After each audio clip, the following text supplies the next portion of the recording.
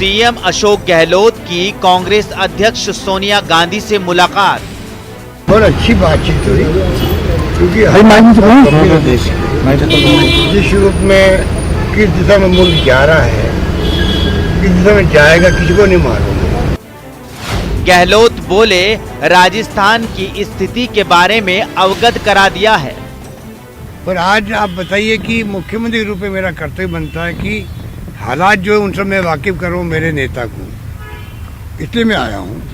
जो मुझसे इंक्वायरी की गई राजस्थान के बारे में मैंने ब्रीफ कर दिया है, सब बातें ठीक है। और अजय माकन जी हमारे महामंत्री आते रहते हैं वहाँ पर, उनको सारी जानकारी वहाँ पर है। मैं उम्मीद करता हूँ कि वो कांग्रेस प्रेसिडेंट से बात करेंगे, राहुल गांधी से बात करेंगे, वेणुगोपाल जी और सब मिलके आपस में जो बातें हुई है उसके आधार फैसला वो लेंगे, वो हम सबको मंजूर होगा। मंत्रिमंडल पर बोले गहलोत, फैसला आला कमान को लेना है। देखिए तो हाईकमान तय करेगा कि कब रिसबल होना है, हमने छोड़ दिया हाईकमान पर। सीएम ने कहा, राजस्थान में चल रही है गुड गवर्नेंस। हम चाहते हैं कि राजस्थान में गुड गवर्नेंस चल रही है, बीजेपी का सुपड़ा साफ हो रहा है। तीसरे चौथे नंबर पर बीजेपी को भी आई है कि बाई इलेक्शन में 15 साल के अंदर और तो और जमान जब्त होगी बीजेपी की। केंद्र और बीजेपी पर बरसे गहलोत। हालात बड़े गंभीर बने हुए हैं, चिंताजनक हैं। पेट्रोल डीजल के दाम, गैस के दाम बढ़े हैं। आम जनता इतनी गहरे जा नहीं सकती है। केंद्र सरकार को चाहिए कि वो राज्य सरकार को मदद करे, फाइनेंशियली इमदाद करे, फाइनेंशियली मजबूत हो। अल्टीमेटली विकास कहाँ होता है? गांव में होता है, जिलों में होता है, राज्यों में होता है, वो राज्य सरकार करती है। तो केंद्र सरकार को चाहिए वो राज्यों को उल्टा इमदाद करे, मजबूत करे। राजनीतिक मसलों को लेकर हुई चर्चा। सीएम के दिल्ली दौरे के निकाले जा रहे सियासी मायने, मुलाकात के मायने। सीएम अशोक गहलोत आज दिल्ली में कांग्रेस अध्यक्ष सोनिया गांधी से मिले। सीएम के दिल्ली से दौरे प्रदेश में सियासी हलचलें तेज हो गई। मंत्रिमंडल को लेकर भी कई कयास निकाले गए, लेकिन मुलाकात के बाद सभी कयासों पर विराम लग गया, क्योंकि सीएम ने साफ कर दिया है कि मंत्रिमंडल पर फैसला आला कमान पर छोड़ दिया है। इसके बाद तमाम अटकलों पर विराम लग गया, लेकिन इस मुलाकात के कई सियासी मायने अब भी निकाले जा रहे हैं, क्योंकि कल अशोक गहलोत प्रियंका वाड्रा से मिले थे, जिसमें सियासी हालात पर चर्चा हुई। आज सोनिया गांधी से चर्चा हुई।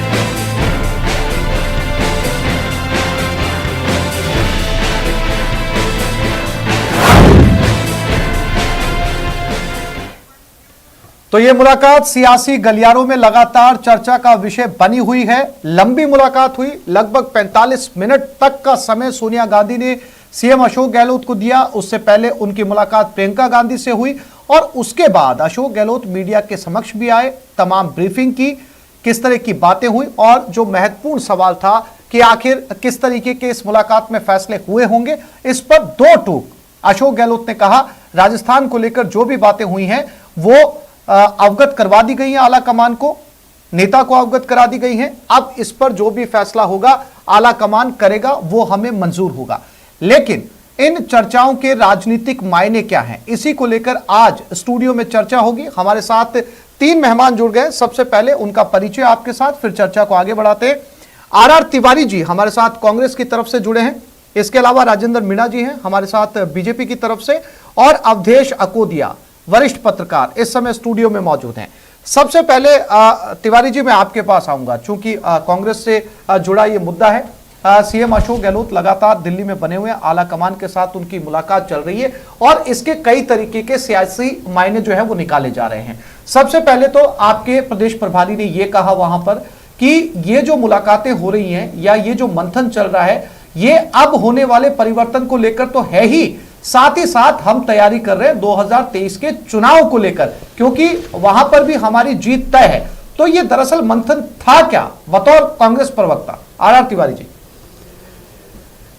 देखो आसिफ भाई, राजस्थान के मुख्यमंत्री जननायक अशोक गहलोत देश के वरिष्ठतम कांग्रेस के नेता भी हैं। वो राजस्थान के मुख्यमंत्री तो हैं ही हैं, लेकिन वर्तमान में वो भारतीय राजनीति के कांग्रेस के बड़े क्षत्रप हैं। मुख्यमंत्री के रूप में वो दिल्ली गए। वेणुगोपाल जी जो हमारे राष्ट्रीय महामंत्री मुख्यालय के, हमारे राजस्थान के प्रभारी माननीय माकन साहब हैं, कल उनकी मुलाकात हमारे राष्ट्रीय महामंत्री प्रियंका वाड्रा से भी मिले। सवाल है, अशोक गहलोत जब भी दिल्ली जाते हैं, राजनीतिक गलियारों में कहीं ना कहीं कोई ना कोई कयास निकाले जाते हैं। ये बात सही है। कल अजय माकन जी ने भी ब्रीफिंग में कहा था कि अशोक गहलोत जी का आने का मतलब तमाम बातों पर विचार हुआ है। और सबसे बड़ी बात मैं कहना चाहता हूं कि राजस्थान में भारतीय जनता पार्टी जो विपक्ष का धर्म भी नहीं निभा पा रही है, उसका ताजा उदाहरण है कि हमने 7 विधानसभा के चुनाव में 5 विधानसभा के चुनाव जीते। हमने नगर पालिका, नगर परिषद, नगर निगम, पंचायत के चुनाव जीते। जबकि सरकार के खिलाफ अगर कहीं कोई इनकम्बेंसी होती तो सरकार के खिलाफ कहीं ना कहीं मतदान होता। माकन साहब ने स्पष्ट रूप से कहा है कि राजस्थान की सरकार जननायक अशोक गहलोत जी के नेतृत्व में जो जनता से सरोकार वाले समस्याओं का निदान करने में जो जिस तरीके से गुड गवर्नेंस दे रही है, और उसी का नतीजा कि बल्लभ नगर में अभी 2 तारीख को रिजल्ट आए हैं इसी महीने में, वहां तो भारतीय जनता पार्टी हमारे सामने खड़ी नहीं थी। अशोक गहलोत जी ने तो मतदान के बाद में तुरंत कह दिया था कि भारतीय जनता पार्टी वहां चौथे स्थान पर रहेगी। और आश्चर्य की बात है, चौथे स्थान पे ही नहीं रही, वो उनकी जमानत भी जब्त हुई। और वो जो धरियावाद, जो मेवाड़ का बड़ा इलाका जहां भारतीय जनता पार्टी का गढ़ माना जाता है आदिवासियों में, जहां लगातार 2 बार बीजेपी के विधायक रहे, वहां पर भारतीय जनता पार्टी 30 तिवारी जी, राजेंद्र मीणा जी, 2 सवाल आपसे। जैसा कि आर तिवारी जी ने कहा कि आप जो है वो खिसककर चौथे पायदान पर चले गए हैं। एक तो इस सियासी मुलाकात के बीजेपी के लिए क्या मायने हैं, और दूसरे कि किसी तरीके का बदलाव होता है, ये बेशक कांग्रेस का आंतरिक विषय है, लेकिन साथ ही साथ उन्होंने 2023 के चुनाव को लेकर भी जो है वो चहल पहल शुरू कर दी है, उसका भी शंख बजा दिया। आप इसे कैसे देखते हैं जब सीएम खुद कह रहे हैं वहां पर कि आप चौथे पायदान पर जा चुके हैं, सुपड़ा साफ बीजेपी का? आसिफ भाई, इन्होंने जिस दिन सरकार बनानी है उसी दिन से इन्होंने झूठ साँच बोलने का काम किया। इनके 2 नेता, चाहे सचिन पायलट हों चाहे गहलोत हों, इन्होंने जनता को गुमराह किया, किसानों को भ्रमित करके वोट लेने का काम किया। किसानों को जो संपूर्ण कर्जे माफ करके सरकार में आने की बात कही, वो इन्होंने काम पूरा नहीं किया। जबकि 67 लाख किसानों के कर्जे माफ होने थे, 1 लाख करोड़ से ज़्यादा था, नाम मात्र 10-12 हज़ार करोड़ के कर्जे माफ करके ये चुपचाप बैठ के वेतन आज 3500 रुपये वेतन देने का काम युवाओं को करना चाहते, वो इन्होंने नहीं किया। झूठ बोल के 3 स्टेटों में ये सरकार बना गई। और आज भी जिस दिन से सरकार ने, आज तक जनता का तो कोई भला हुआ नहीं, विकास के सारे काम रुक गए। आज प्रत्येक काम में आज सड़कें नहीं है, वहां आज हालत खराब है, खाद इनको समय पे नहीं मिल रहा, आम किसान परेशान है, लाइन लग रही है, पुलिस डंडे मार रही है किसानों में। आज ये चुनाव जीतना नहीं जीतना एक अलग बात है। आज गलत फहमी मत रहो आप। सरकार की शय पर गाड़ियों से कुचला जा रहा है। देश के लाखों किसान दिल्ली की बॉर्डर पर बैठे अपने 3 काले जब तिवारी जी आप बोले तो मैं शांत था, आप एक बार सुन तो लें। मैं ये कहना चाहता हूं कि आज भी बीजेपी जो आप कहते हो ना बहुमत में नहीं, हम चुनाव जीत के, आज भी अगर आप ग्रामीण क्षेत्र के चुनावों की बात करते हो, 29 जगह चुनाव हुए जिलों में जिला प्रमुखों के। कितने जिला प्रमुख हैं आपके? हमारे 17 हैं। आज भी हमारा बहुमत है। आपके प्रधानी पंचायत समिति में भी हम कम नहीं है। और आज ऐसा नहीं है, उपचुनाव में किसी कारण से हम मानते हैं हमारी हम अगर जब हमारी हार हुई है तो हम स्वीकार करते हैं उस हार को, आगे उसमें निश्चित रूप से उसमें मंथन कर रहे हैं और बड़े नेता हमारे सारे विचार कर रहे हैं भाई जो कमियां रह गई। धौलपुर में जिला परिषद और प्रधानों में आपको सुपड़ा साहब टोटल लगा रहे राजस्थान। आप तो भारतीय जनता पार्टी राज्य से बड़ी कद्दावर नेता गहलोत जी राजस्थान के मुख्यमंत्री हैं, ताजा धौलपुर के नहीं है। आप झूठ बोल रहे हो राजेंद्र झूठ मीणा। तो तिवारी जी- राजस्थान की जनता झूठ तो आप बोल रहे हो, हम झूठ नहीं बोल रहे। किसानों के कर्जे माफ नहीं किए तो ग्रामीण क्या किया इलाकों में आपने? कांग्रेस कोई कर्जे माफ नहीं किए, झूठ बोल रहे हैं, काम किया।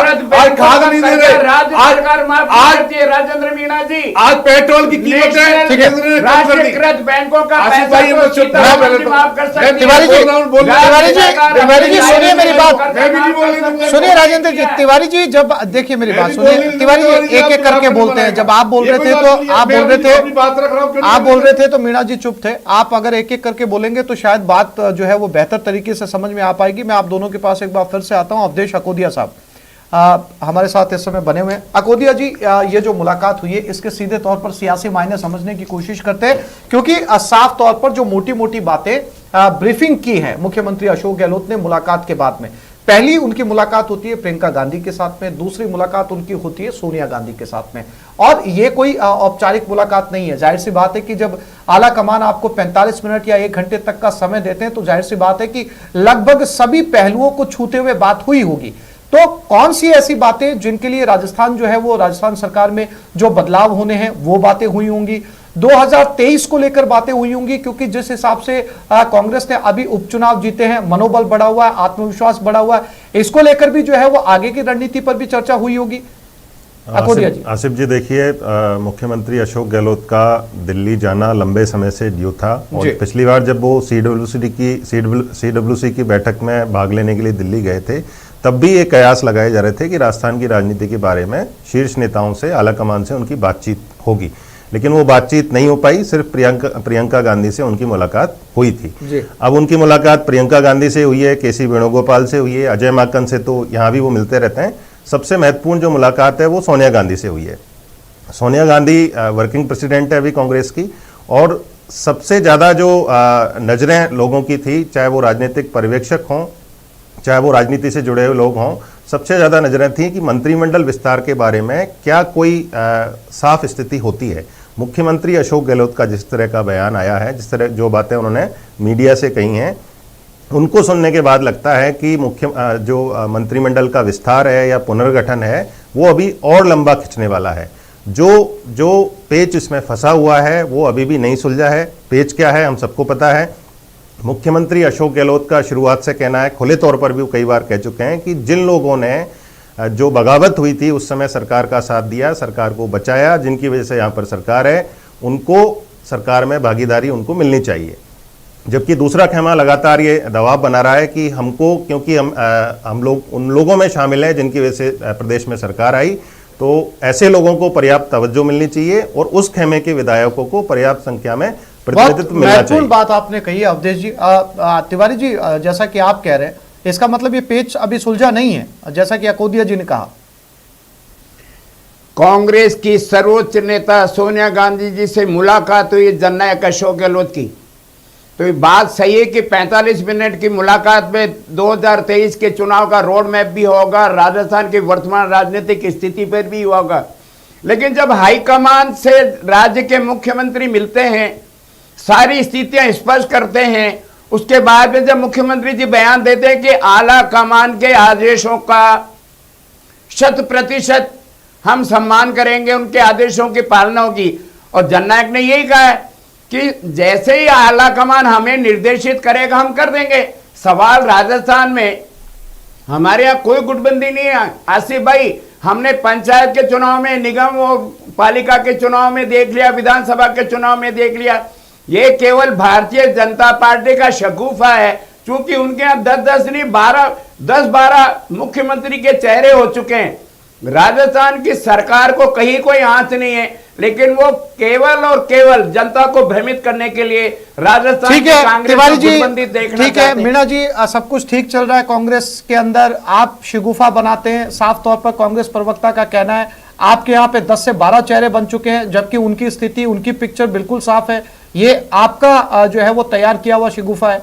मीणा जी, देखो हमारे द्वारा से भाई कोई भी तैयार नहीं किया गया। ये तो ये इनकी कहने हैं, ये तो जनता जानती है, जो प्रदेश की जनता को पता है कि क्या है सचिन पायलट क्या कर रहा है, मुख्यमंत्री क्या कर रहा है, उनके समर्थक क्या, पायलट के समर्थक क्या स्टेटमेंट देते हैं, इनके क्या देते हैं, भंवर लाल जी क्या स्टेटमेंट 80 साल का कहां से हो लेता। इतने नीच किस्म की बातें इसके इनके नेता करते हैं जो शर्मनाक बात है, इनको नहीं करनी चाहिए। आज ऐसा नहीं है, हमारी बीजेपी में आज भी हमारा कमल का फूल जो चिन्ह है वो है भारतीय जनता पार्टी, जो केंद्र जो तय करेगा वो होगा। ऐसा नहीं है कि हमारे 10 नेता हो, कोई 10 नेता, भारतीय जनता पार्टी एक है और भारतीय जनता पार्टी में कमल के फूल के चुनाव चिन्ह पे चुनाव लड़ा जाता है और केंद्र से जो निर्णय हो जाएगा। टोक रहा हूं, गलती है।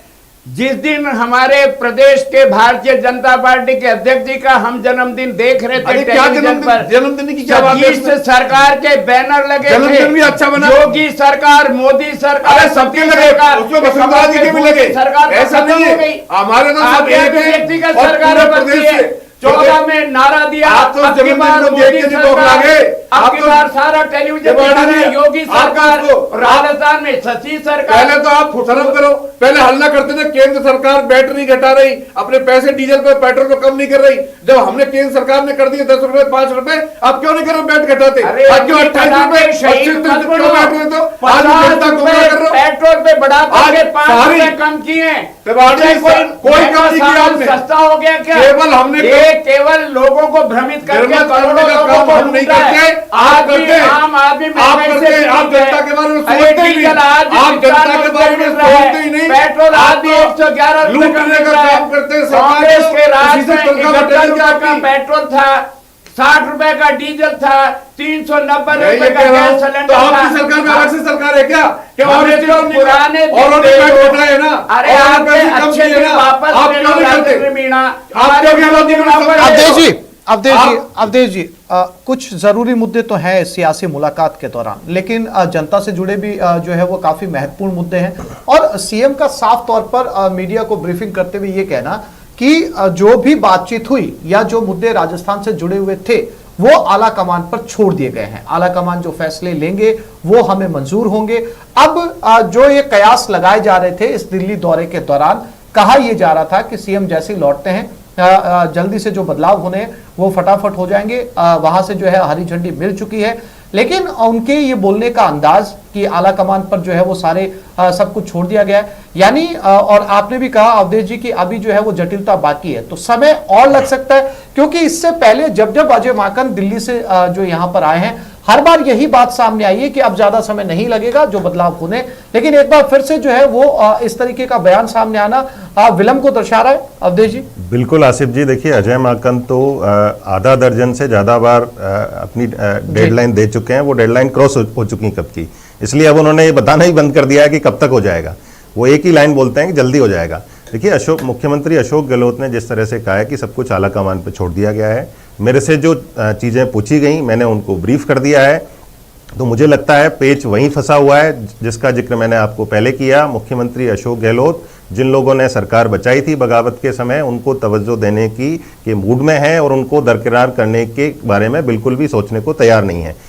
और जिस तरह का उन्होंने बयान दिया है कि आला कमान के ऊपर सब पूरा छोड़ दिया है, मुख्यमंत्री अशोक गहलोत जिस तरह की महीन राजनीति करते हैं, आला कमान की गुड बुक्स में हमेशा रहते हैं, वो सार्वजनिक रूप से इस तरह का कोई बयान कभी भी नहीं देते हैं जो कांग्रेस आला कमान के खिलाफ हो। तो जो उनको बातें कहनी थी वो बातें उन्होंने कांग्रेस अध्यक्ष सोनिया गांधी को समझा दी हैं।